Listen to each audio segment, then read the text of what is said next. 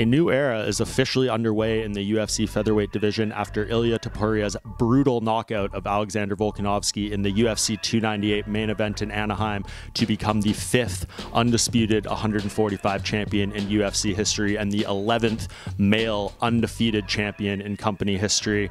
Topuria was beaming with confidence coming into this fight. He said all the things about what he was going to do to Volkanovski. People considered it crazy, thought that he was talking wild, but when he went in the octagon, he largely delivered on everything he said. Maybe didn't finish this fight in the first round, but did it in the second and in absolutely brutal fashion to force a changing of the guard in this weight class. And Topuria, what can you really say? He seems like he has all the potential to be a big star in the UFC. He's got the look. He talks a very bold game. He's got the Latino background and the support of countries like Spain and Georgia all behind him. It seems like there's a bit of a rocket ship strapped to his back at this point, and it's really going to come down to him whether he can continue winning, continue delivering the results to build himself up to be one of the biggest names, faces of the UFC going forward. All the potential is there. People may disagree with it, but how can you doubt him after this performance? He is only 27 years old, and the world at this point really seems to be his oyster. It's just a question, can he keep putting the results together, keep his head on straight, not kind of fall in love with the celebrity lifestyle and all the attention and things that are going to come his way now that he has that belt. And his biggest challenge may be the one right in front of him next. I do think that you have to do a rematch with Volkanovski. His reign, his run in this weight class warrants it. Topuria a little lukewarm on it immediately post-fight, first saying that he doesn't really think it makes sense, but also saying he does think it makes sense and that Volkanovski has earned it.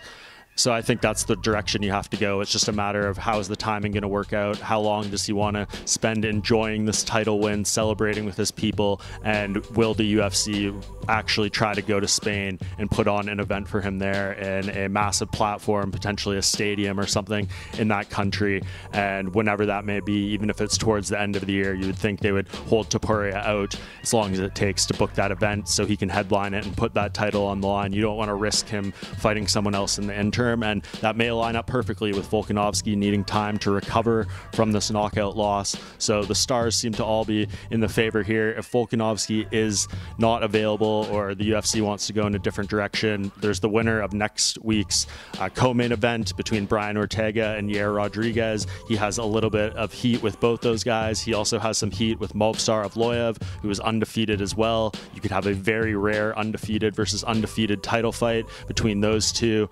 Not sure how keen the UFC is on giving Evloev a title shot at this point.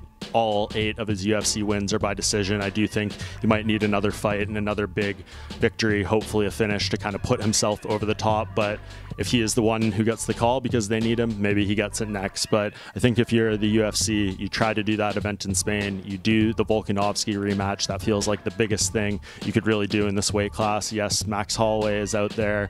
He is a huge name, of course. That would have a ton of interest. But I do think the storyline of Volkanovski trying to get that back and him deserving that opportunity is the direction to go. So we'll see how all this shakes out if the UFC can do an event in Spain. But one thing is for sure, this was a title coronation for Ilia Topuria, and he has a very bright future if he is able to continue putting on performances and winning like this after he claims the belt at UFC 298.